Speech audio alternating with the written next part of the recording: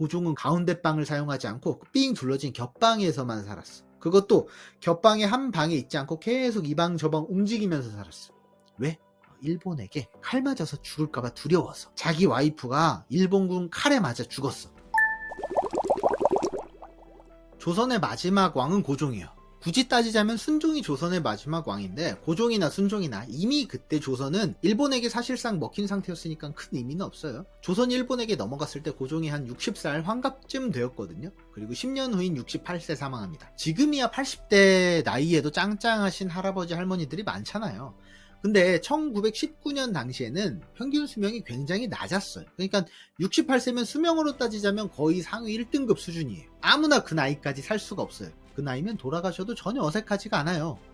고종도 마찬가지예요. 68세 사망이면 뉴스로 떠도 전혀 어색하지 않을 나이예요. 당연히 호상 느낌이어야 정상인데, 고종의 죽음과 관련해서 좀 묘한 기록이 있단 말이에요. 어떤 기록이 있냐면, 고종이 죽었어. 지금도 한 나라의 대통령이나 왕이 죽으면 막 떠들썩 하잖아요. 다른 나라 대통령이 죽었다고 막 속보 엄청 뜨겠죠.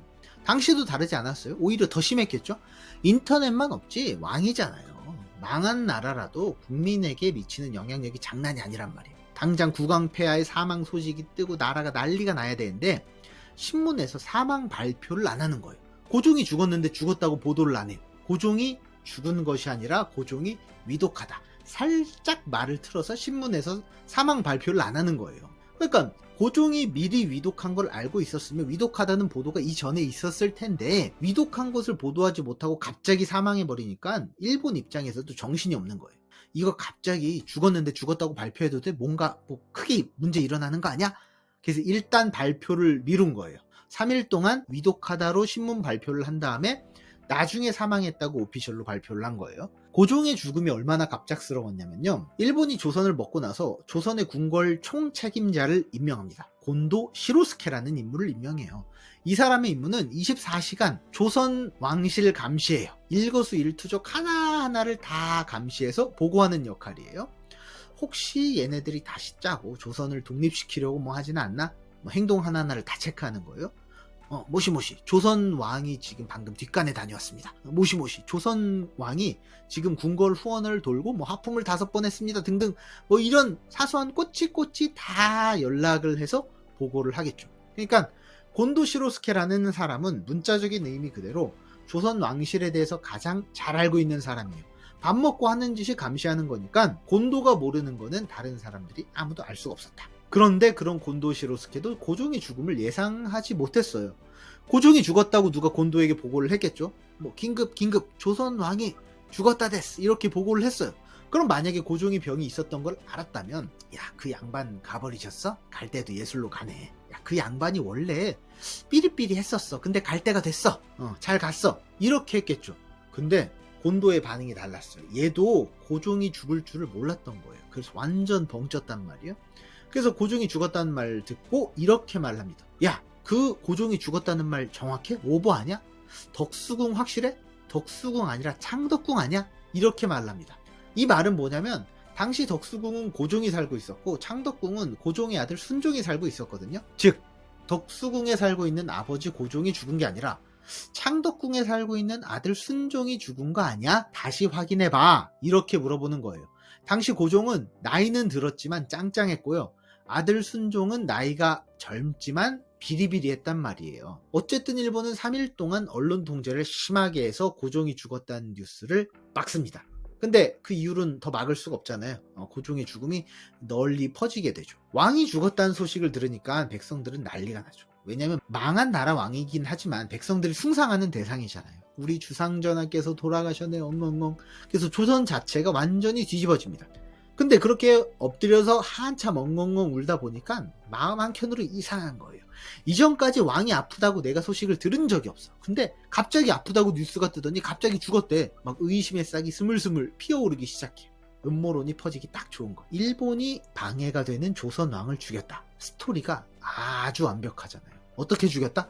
독을 몰래 타서 죽였다는 스토리가 가장 그럴듯해요. 일본이 또는 친일파 관리가 돈을 잔뜩 매겨서 궁녀를 매수했다. 그리고 궁녀가 독을 타서 고종에게 뭘 먹였다. 그리고 나중에 고종이 죽고 나서 그 궁녀를 죽여서 입을 막았다. 징기스칸도 예전에 자기 무덤 만든 사람들 죽여서 그 무덤 위치를 아무도 모른다면서요. 뭐 이런 소문이 꼬리에 꼬리를 물고 퍼집니다. 그리고 일본의 행동도 굉장히 수상했어요. 고종이 덕수궁에서 죽었다고 했잖아요. 장례를 엄청 급하게 치러요. 덕수궁 안에서 일본식으로 장례를 치르고 빨리 매장해버려요. 그러니까 사람들의 의심이 더 커져가는 거예요. 그러면 일본이 정말로 고종을 독살할 만한 증거가 있었을까? 물론 직접 증거는 남아있는 게 없어요. 하지만 정황상 증거로는 어느 정도 가능하지 않을까 생각을 해보는 거죠.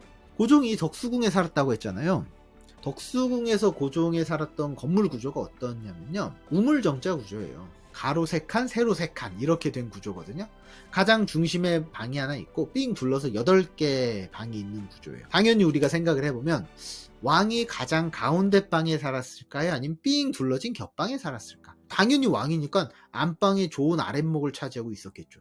근데 고종은 거기에 살지 않았어요. 가운데 방을 사용하지 않고 삥 둘러진 겹방에서만 살았어. 그것도 겹방의 한 방에 있지 않고 계속 이 방 저 방 움직이면서 살았어. 왜?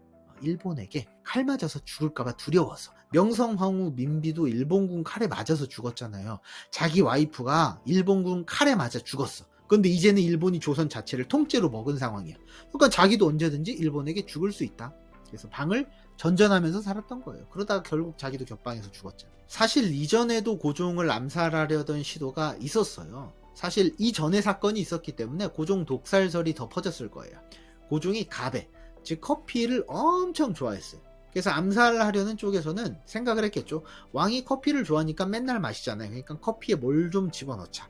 커피가 안 그래도 쌉쌀한데 뭘 타면 알겠어? 그래서 거기다가 아편을 잔뜩 때려 넣어요. 야, 왕이 언제 아편만 먹어보겠냐. 아편 맛이나 한번 봐라. 한번 죽어봐라. 이렇게 커피에 잔뜩 털어넣는 거. 그래서 커피가 고종 앞으로 왔어요. 그리고 맛을 봐요. 근데 문제는 고종이 커피를 너무 좋아했다는 거. 그래서 맛을 너무 잘 알아. 내가 맨날 맥심 모카 골드 마일드만 먹다가 프렌치 카페 먹으면 딱 알거든요. 프린 맛이 달라. 고종도 커피 맛을 한 모금 딱 봤는데 맛이 달라. 이전에 내가 먹던 커피랑 뭔가 달라. 그래서 입만 살짝 대고 커피를 안 먹어요. 아편을 안 먹은 거죠. 그런데 당시 왕세자였던 순종은 커피를 잘 안 먹었어요. 그래서 아편 탄 커피를 먹었는데 맛이 뭔가 이상해요. 맛이 되게 그지 같은데 커피가 원래 이런가 보가 하고 크 하면서 다 먹어요. 근데 자기 아버지 고종과 같이 커피를 먹는 자리니까 부담되잖아요. 먹는 걸 어떻게 남겨. 그래서 그걸 꾸역꾸역 아편이 잔뜩 들어간 커피를 다 먹어요. 아편 중독이 돼서 완전 마탱이가 가버립니다. 순종이 원래 허약한 체질인데다가 아편까지 들이부으니까 몸이 그걸 견뎌내지 못하고 완전 몸이 맛이 가요.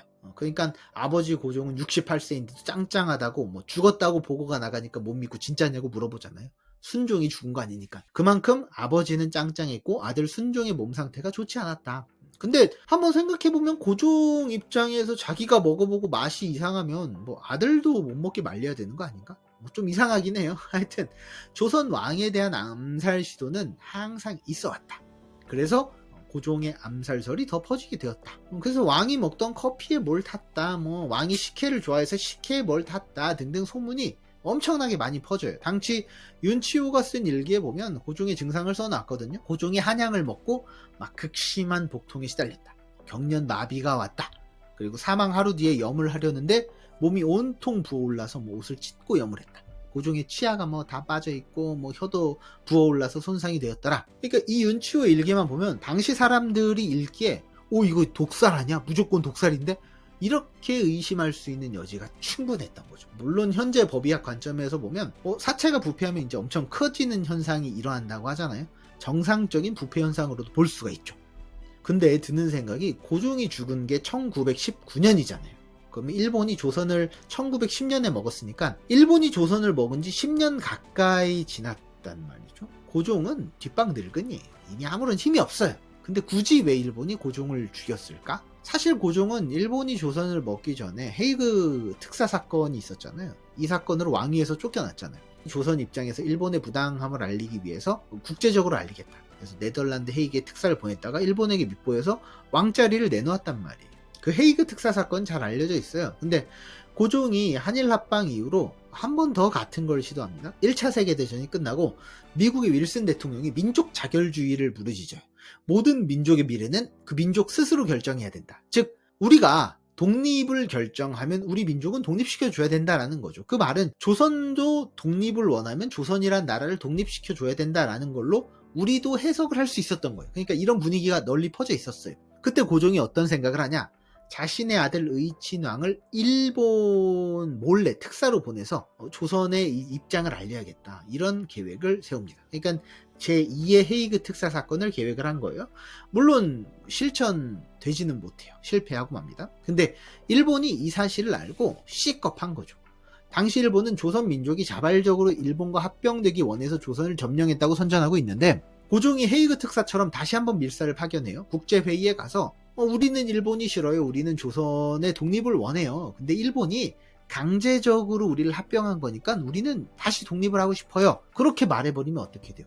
일본이 지금까지 대외적으로 조선이 원해서 우리가 합병을 시켜준 거다라고 대외적으로 광고는 하고 있었는데 그 정당성이 흔들리게 되잖아요. 그래서 일본은 굳이 뒷방 늙은이였던 고종에게 한일 합방이 정당했다라는 문서에 서명하라고 계속 보채고 요구를 합니다. 근데 고종이 그래도 꼴에 자존심은 있었는지 그 요청은 끝까지 거절을 합니다. 거기에 열받은 일본이 고종을 독살을 할 수도 있지 않았을까 하는 추론도 가능하겠네요.